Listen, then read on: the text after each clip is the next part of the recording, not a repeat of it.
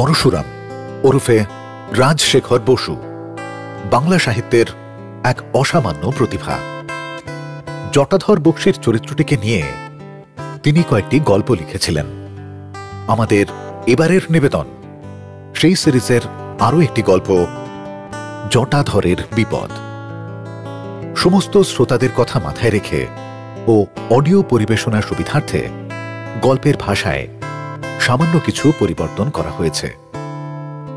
জটাধর Bakshi, captain ব্যাবিট, বলহরি Joardar ও বীরেশ্বর সিংঘির চরিত্রে দেবাশিস বসু। আবহ ও শব্দ নিয়ন্ত্রণ অরিজিৎ পাল। রামতারণ মুখুজ্জে, কপিল গুপ্ত, কালীবাবু, অতুল হালদারের চরিত্রে গল্প পাঠে ও পরিচালনায় সৌভিক সাহা। শুরু হচ্ছে জটাধরের বিপদ। ধূমপান, মদ্যপান ও মাদক সেবন স্বাস্থ্যের পক্ষে ক্ষতিকর। এই গল্পের সমস্ত চরিত্র ও ঘটনাবলী লেখকের নিজস্ব সৃষ্টি। নতুন দিল্লির গোলমার্কেটের পেছনের গলিতে কালীবাবুর বিখ্যাত দোকান ক্যালকাটা টি কেবিন। এই আড্ডাটির নাম নিশ্চয়ই আপনারা শুনেছেন। 17ই পৌষ, সন্ধে 6টা। পেনশনভোগী বৃদ্ধ রামতারণ মুখুজ্জে, স্কুলমাস্টার কপিল গুপ্ত, ব্যাংকের কেরানি বীরেশ্বর সিংঘি, কাগজের রিপোর্টার অতুল হালদার এবং আরও অনেকে আছেন। আজ নিউ ইয়ার্স ডে, সেজন্য ম্যানেজার কালীবাবু একটু বিশেষ আয়োজন করেছেন। মাংসের চপ তৈরি হচ্ছে। রামতারণবাবু নিষ্ঠাবান সাত্ত্বিক লোক, কালীবাড়ির বলি ভিন্ন অন্য মাংস খান না। তার জন্য আলাদা উনুনে মাছের চপ ভাজবার ব্যবস্থা হয়েছে। সিগারেট, তামাক আর চপ ভাজার ধোঁয়ায় ঘরটি ঝাপসা হয়ে আছে। বিচিত্র গন্ধে আমোদিত হয়েছে। উপস্থিত ভদ্রলোকদের জন কয়েক পাশা খেলছেন, কেউ খবরের কাগজ পড়ছেন, কেউ বা রাজনৈতিক তর্ক করছেন। অতুল হালদার বললেন, ওহে কালীবাবু, আর দেরি কত? চায়ের জন্য তো প্রাণটা চেঁচা করছে মশাই। কিন্তু খালি পেটে তো আর চা খাওয়া চলবে না, চটপট খান কত ভেজে ফেলো। কালীবাবু বললেন, এই যে স্যার, আর 5 মিনিটের মধ্যেই চপ রেডি হয়ে যাবে। এমন সময়ে জটাধর বক্সী প্রবেশ করলেন। চেহারা আর সাজ ঠিক আগের মতোই আছে। 6 ফুট লম্বা, মজবুত গড়ন, কাইজারি গোঁফ, গায়ে কালচে খাকি মিলিটারি ওভারকোট, মাথায় পাগড়ির মতো বাঁধা কমফর্টার, কপালে গুটি কতক চন্দনের ফুটকি আর গলায় এক ছড়া গাঁদা ফুলের মালা। ঘরে ঢুকেই মাঝখাই গলায় বললেন, নমস্কার মশাইরা, খবর সব ভালো তো? বীরেশ্বর সিংঘি একটু আঁতকে উঠলেন। রামতারণ বাবু রেগে ফুলতে লাগলেন। কপিল গুপ্ত হাসতে হাসতে বললেন, আরে আসুন আসুন জটাধর বাবু, আপনি বেঁচে উঠেছেন দেখছি। আজকেও ভূত দেখাবেন নাকি? ফটকার মতো ফেটে পড়ে রামতারণ বাবু বললেন, তোমাকে আমি পুলিশে দেব। বেহায়া, ঠক, চোর, ভূত দেখাবার জায়গা পাওনি? জটাধর বক্সী হাসি মুখে বললেন, মুখুজ্জে মশাই রাগ হওয়ারই কথা। আমার রসিকতাটা একটু বেহারা রকমের হয়েছিল, তা আমি মানছি। মরা মানুষে যে আপনাদের ভয় দেখিয়েছিলুম সেটা ঠিক হয়নি, তার জন্য আমি ভেরি ভেরি সরি। মশাইরা যদি একটু ধৈর্য ধরে আমার কথা শোনেন তো বুঝবেন আমার কোনো কুমতলব ছিল না। রামতারণ মুখুজ্জে রাগী বিড়ালের মতো আস্তে আস্তে গর্জন করতে লাগলেন। বোকা ভেবেছে আমাকে, ইয়ার কি করার জায়গা পায় না। কপিল গুপ্ত বললেন, কি বলতে চান বলুন জটাধর বাবু। অতুল হালদারের পাশে বসে পড়ে জটাধর বললেন, মশাইরা নভেল পড়ে থাকেন নিশ্চয়। প্রেমের গল্প, বড় ঘরের কেচ্চা, ডিটেকটিভ কাহিনী, রূপসী বোম্বেটে এইসব, আর তার জন্য কিছু পয়সাও খরচ করে থাকেন। কিন্তু বলুন তো, গল্পের বইয়ে কিছু সত্যি কথা পান কি? আগে না। আপনারা জেনে শুনে পয়সা খরচ করে ডাহা মিথ্যে কথা পড়েন। তা শরৎ চ্যাটার্জি লিখুন আর 5 কড়ি দিয়েই লিখুন। কেন পড়েন? মনে একটু ফুর্তি, একটু সুরসুরি, একটু ধাক্কা লাগাবার জন্য। কারণ গল্প হচ্ছে মনের মাসাজ, চিত্তের ডলাই মলাই, পড়লে মেজাজ চাঙ্গা হয়। আমি কি এমন অন্যায় কাজটা করেছি মশাই? রামতারণ বাবু প্রবীণ লোক, ওকে ভক্তি করি, ওর সামনে তো আর ছ্যাবলা প্রেমের কাহিনী বলতে পারি না। তাই নিজেই নায়ক সেজে একটি নির্দোষ পবিত্র ভূতের গল্প আপনাদের শুনিয়েছিল। রামতারণ বললেন, তোমার চা চুরুট পানের জন্য আমার যে 14.5 আনা গচ্চা খেয়েছিল তার কি? তুচ্ছ, অতি তুচ্ছ। 6-7 টাকার কমে আজকাল একটা ভালো গল্পের বই মেলে না স্যার। আমি সেদিন অতি সস্তায় আপনাদের মনোরঞ্জন করেছিল। কপিল গুপ্ত বললেন, যাই হোক, কাজটা আপনি মোটেই ভালো করেন। আচমকা সবাইকে একটা শখ দেওয়া অতি অন্যায়। আর একটু হলেই তো আমাদের বীরেশ্বর বাবুর হার্ট ফেল হয়ে যাচ্ছিল আর কি। জটাধর হাত জোড় করে বললেন, আচ্ছা আচ্ছা, সে অপরাধের জন্য মাপ চাচ্ছি, আজ তার দণ্ডও দেব। ও ম্যানেজার কালীবাবু মশাই, বিস্তর চপ ভাজছেন দেখছি। হ্যাঁ, তা একটার দাম কত? 6 আনা? বেশ বেশ, তা সস্তাই বলতে হবে। বড় বড় করেই গড়েছেন। হ্যাঁ, ভালো মাস্টার আছে তো। ছাতু গোলা নকল মাস্টার চলবে না, তা বলে দিচ্ছি। এই ঘরে 13 জন খাইয়ে রয়েছেন দেখছি। আমাকে আর কালীবাবুকে নিয়ে 15 জন। প্রত্যেকে যদি গড়ে 4 খানা করে চপ খান, তাহলে 15 × 4 × 6 আনা, তাতে হয় 22.5 টাকা। তার সঙ্গে ওই চা, কেক, পান, তামাক ইত্যাদিও ধরুন 12 টাকা, তাহলে হলো গিয়ে 35 টাকা। দাঁড়ান, আমার পুঁজি কত আছে সেটা একবার দেখি। জটাধর পকেট থেকে মানি ব্যাগ বার করলেন এবং নোট গুনে নিয়ে বললেন, কুলিয়ে যাবে। আমার কাছে গোটা 50 টাকা আছে। কালীবাবু, আপনি কিছু বেশি করে মাল তৈরি করুন। এখন মশাইরা, দয়া করে আমার সবিনয় নিবেদনটি শুনুন। আজ আপনারা সবাই আমার গেস্ট, আমার খরচে সবাই খাবেন। না না, কোনো আপত্তি কিন্তু আমি শুনবো না। আমার এই অনুরোধটি রাখতেই হবে, নইলে মনে শান্তি পাবো না। কপিল গুপ্ত বললেন, ব্যাপার কি জটাধর বাবু? হ্যাঁ, এত দিলদরিয়া হলেন কেন? জটাধরের মোটা গোঁফের নিচে একটা সলজ্জ হাসি ফুটে উঠল। ঘাড় চুলকে মাথা নিচু করে বললেন, আপনারা হলেন ঘরের লোক, আপনাদের বলতে বাধা কি? জানেন, আজ বড় আনন্দের দিন। আজ আমার শুভ বিবাহ। রামতারণ বললেন, পৌষ মাসে শুভ বিবাহ কি রকম? তুমি ব্রাহ্মণ না খ্রিস্টান? আজ বিবাহ, তো তুমি এখানে কেন? হ্যাঁ, আগে আমি খাঁটি হিন্দু। বিবাহের অনুষ্ঠানটি আজ বেলা 11টায় রেজিস্ট্রেশন অফিসে সেরে ফেলেছি। সিভিল ম্যারেজ তো 5ই থেকে হওয়ার জন্যই রেজিস্টারের মর্জি মাফিক লগ্ন স্থির হয়। বিয়েটা চুকে গেলেই ভাবলুম, এখন তো দিল্লিতে আমার চেনাশোনা বেশি কেউ নেই, মাস্তুতো ভাইয়ের বাসায় উঠেছি। সে আবার পেট রোগা মানুষ, ভালো জিনিস খাবার শক্তিই নেই। কিন্তু বিয়ের দিনে 5 জনে মিলে ফুর্তি একটু খাওয়া দাওয়া না করলে চলবে কেন? আপনাদের কথা মনে এলো।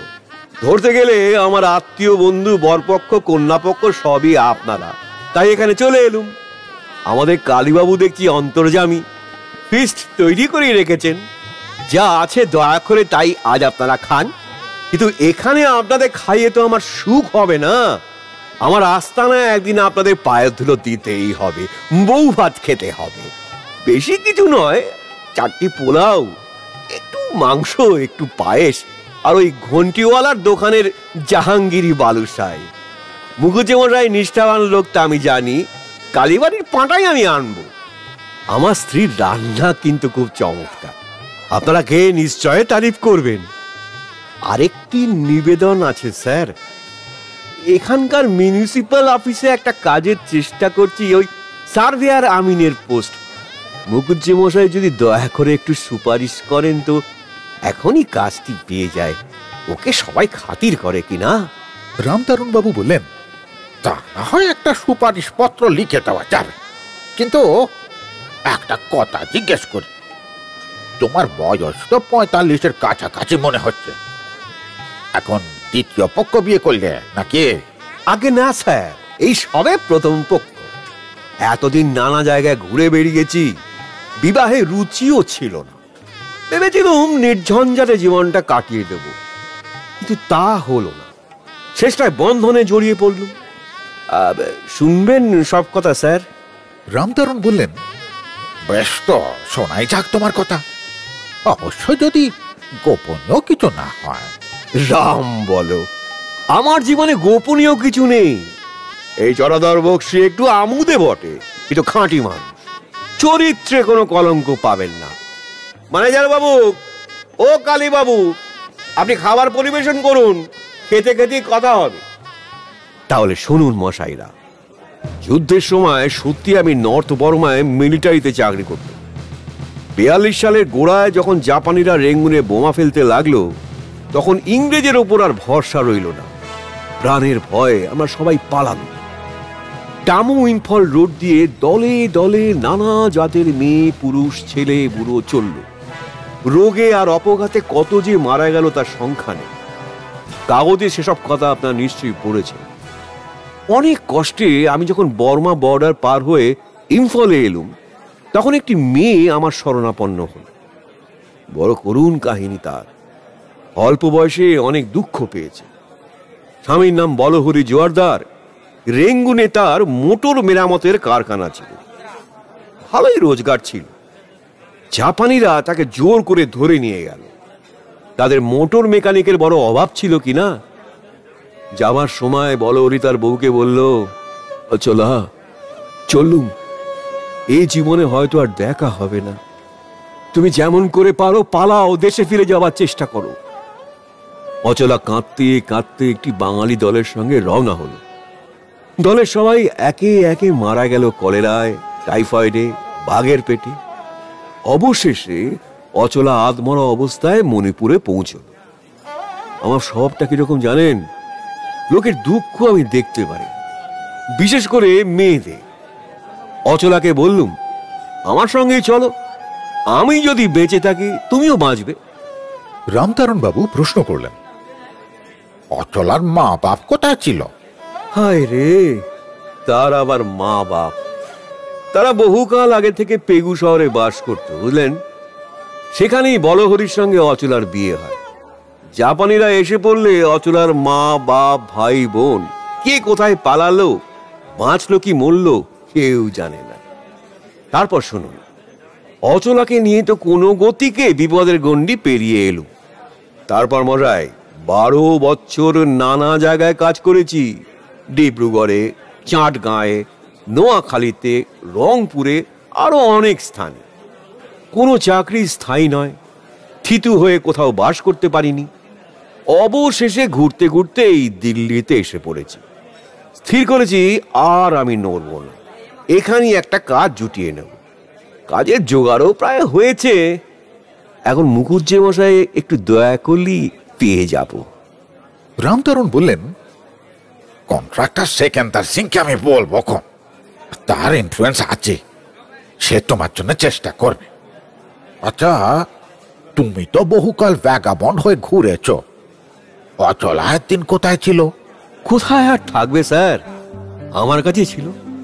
মেয়েটা বড় ভালো, রং তেমন ফর্সা নয়, কিন্তু মুখের কুশ্রী আছে।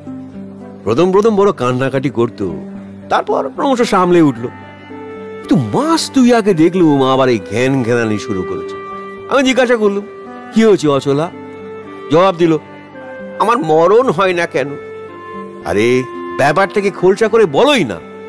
অচলা বলল, তোমার জন্য কি আমাকে বিষ খেয়ে জলে ডুবে গলায় দড়ি দিয়ে মরতে হবে? ভালো জ্বালা। আরে আমার অপরাধটা কি?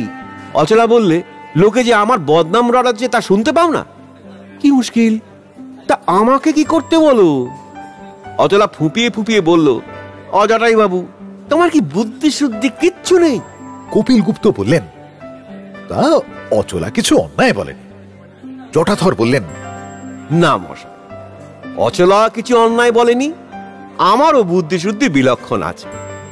বিবাহের বন্ধনে জড়িয়ে পড়বার ইচ্ছে আমার মোটেই ছিল না, কিন্তু কিন্তু প্রজাপতি যদি নারীর রূপ ধরে পেছনে লাগেন, তবে তার নির্বন্ধ এড়ানো পুরুষের সাধ্য নয়। কি এক কবি লিখেছেন না, শারদ লতিকা সম ললিত ললনা কায়। বাজে কথা মশাই, ললনা হচ্ছেন ছিনে যোগ। যাকে ভেবে দেখলুম অচলাকে বিয়ে করে ফেলাই ভালো। তার স্বামী বলহরির কোনো পাত্তাই নেই, নিশ্চয় মরেছে। কিন্তু হিন্দু পদ্ধতিতে বিয়ে করার বিস্তর ঝঞ্ঝাট, তাই সিভিল ম্যারেজই স্থির করল। রেজিস্ট্রার লালা হংসরাজ চোপড়া অতি ভালো লোক। বললেন 12 বছর যখন কেটে গেছে তখন ভাববার আর কিচ্ছু নেই, স্বচ্ছন্দে বিয়ে করে। তাই আজ বিয়ে করে ফেললুম। রামতারণ বাবু বললেন, কিন্তু একটা কর্তব্য যে বাকি রয়ে গেল, আগের স্বামীর শ্রাদ্ধ করা উচিত ছিল। তার বলতে হবে না স্যার, আমার কাজে কোনো খুঁত পাবেন না। 12 বছর পূর্ণ হবা মাত্র অচলা তার লোহা আর শাঁখা ভেঙে ফেলল, সিঁদুর মুছল, থান পড়ল, তাকে দিয়ে দস্তুর মতন শ্রাদ্ধ করালো, 5টি ব্রাহ্মণও খাওয়ালুম। সবে 3 দিন আগে তার অশৌচান্ত হয়েছে। তারপর সিভিল ম্যারেজ চুকে যেতেই অচলা আবার সধবার লক্ষণ ধারণ করেছে। হ্যাঁ, ভালো কথা মনে পড়ল। ও কালীবাবু, এই 7টা চপ আমি পকেটে পুরলুম, নিজে গবগবিয়ে খাবো আর সহধর্মিনীকে কিছু দেব না, তা তো হতে পারে না। তেমন স্বার্থপর লোক আমি নই। বেচারি 15 দিন নিরামিষ খেয়ে আছে, তো এই 7টা চপের দামও আমি দেব। অতুল হালদার বললেন, খুব ইন্টারেস্টিং ইতিহাস, আমি নোট করে নিয়েছি, আমাদের হিন্দুস্তান মিরার কাগজে ছাপবো। আপনার কোনো আপত্তি নেই তো জটাধর বাবু? কিছু মাত্র না, স্বচ্ছন্দে ছাপুন। যদি চান তো আরো ডিটেল দিতে পারি, অচলা আর আমার ফটোও দিতে পারি। এই সময় একটি লোক টি কেবিনের দরজার কাছে এসে ভাঙা গলায় বলল, জটাধর বক্সি এখানে আছে কি? আগন্তুক লোকটি রোগা, বেঁটে, পরনে ময়লা খাকি প্যান্ট, নীল জার্সি, তার উপরে মোটা পুট্টুর বুক খোলা কোট, হাতে একটা বড় রেঞ্জ। তার প্রশ্নের উত্তরে জটাধর বললেন, আমি জটাধর বক্সি, আপনি কে মশাই? তোমার জম। এই কথা বলেই লোকটি ঘরে এসে খপ করে জটাধরের হাত ধরল। রামতারণ বললেন, কে হে তুমি? এখানে এসে হামলা করছো? জানো এ হলো ট্রেসপাস, ক্রিমিনাল কেস। নাম কি তোমার? আমার নাম বলহরি জোয়ারদার। আপনাদের কিছু বলছে না মশাই, আমার দরকার এই জটাধরের সঙ্গে। রামতারণ বললেন, হ্যাঁ, অবাক কাণ্ড, তুমি অচলার ভূতপূর্ব স্বামী নাকি?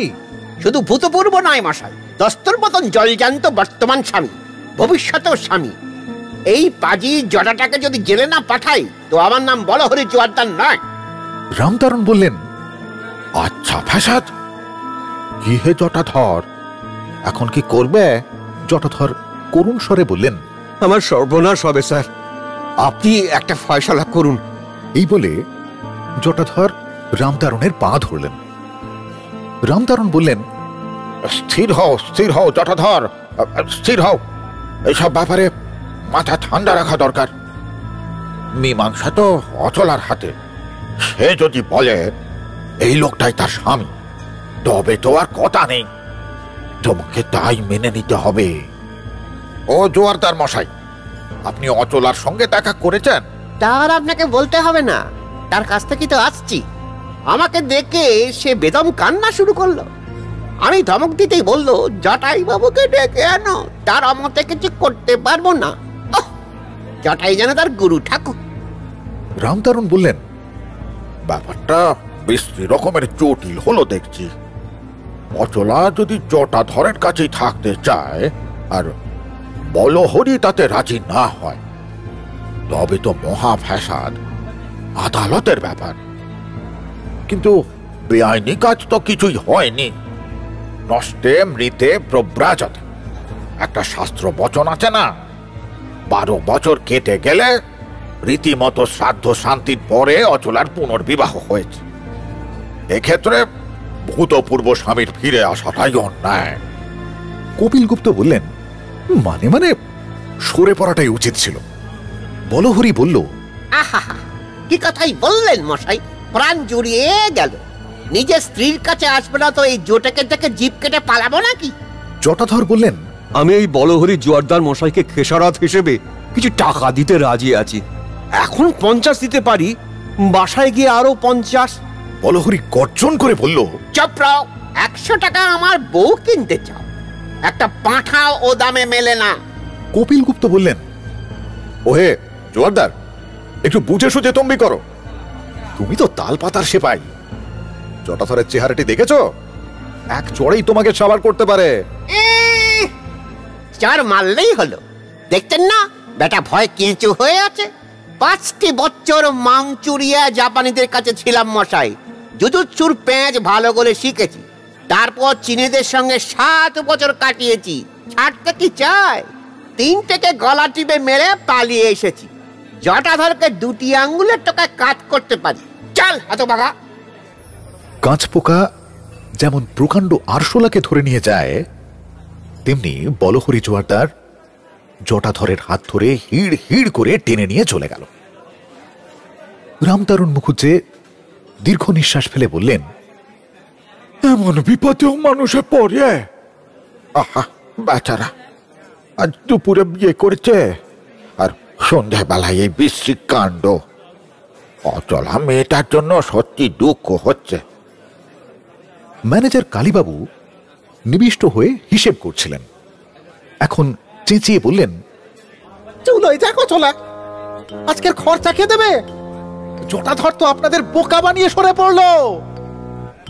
কপিল গুপ্ত বললেন, সরে পড়েছে তাতে কি হয়েছে? আমরা তো নিজেদের খরচেই খেতে প্রস্তুত ছিল। কালীবাবু, তুমি আমাদের নামে নামে বিল তৈরি করো। কালীবাবু বললেন, কিন্তু ওই জটাধর, সে নিজেই তো 12টা চপ, 4খানা কেক, 4টে বড় পেয়ালা চা খেয়েছে। তাছাড়া বউকে দেবে বলে 7টা চপ পকেটে পড়েছে। মোট দাম হলো 9 টাকা 6 আনা। এ খরচ কে দেবে? কপিল গুপ্ত বললেন, মোটে 9 টাকা 6 আনা? 1.5খানা উপন্যাসের দাম। খরচটা আমাদের মধ্যেই চারিয়ে দাও। কি বলেন মুখুজ্জে মশাই? জটাধরের বিবেচনা আছে, বেশি ঠকায়নি। বীরেশ্বর সিংহি বললেন, আমি তখনই বুঝেছিলুম যে এই বলহরি হচ্ছে জটাধরের মাস্তুতো ভাই। 7টা চপ তার পেটেই যাবে। শুনলেন পরশুরামের জটাধরের বিপদ গল্পটি। এমন আরো অনেক গল্পের জন্য সঙ্গে থাকুন ক্লিক অ্যাপের।